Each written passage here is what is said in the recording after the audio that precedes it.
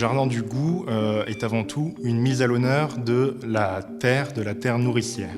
Le Jardin du Goût se compose principalement et même entièrement de plantes comestibles. Donc c'est une véritable redécouverte de cette nature, de sa générosité, de sa richesse et de ce qu'elle peut nous offrir. Nous sommes partis d'un repas, d'un banquet finalement, où la nature va s'inviter, va venir s'immiscer et interrompre ce dîner. Et donc les végétaux vont véritablement s'échapper des assiettes et s'insinuer entre les couverts pour venir donner vie à ce festin. Les végétaux qui s'échappent de ces assiettes représentent finalement la nature qui reprend ses droits, qui reprend sa place et qui vient réinterroger finalement notre relation à la terre elle-même et à cette terre-mère finalement. Les formes du jardin sont des formes assez organiques qui vont rappeler la rondeur, la richesse et cette douceur finalement que peut nous apporter la nature.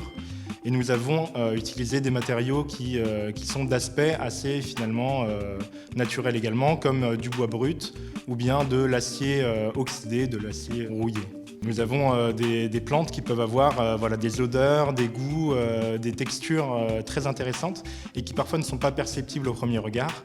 Et donc il faut aller piquer la curiosité du visiteur pour qu'il vienne effeuiller une plante, froisser son feuillage et venir donc dégager les caractères principaux de cette palette que nous avons mis en place. L'entièreté des plantes du Jardin du Goût sont comestibles ou odorantes, aromatiques. Donc elles sont tout à fait utilisables en cuisine par exemple.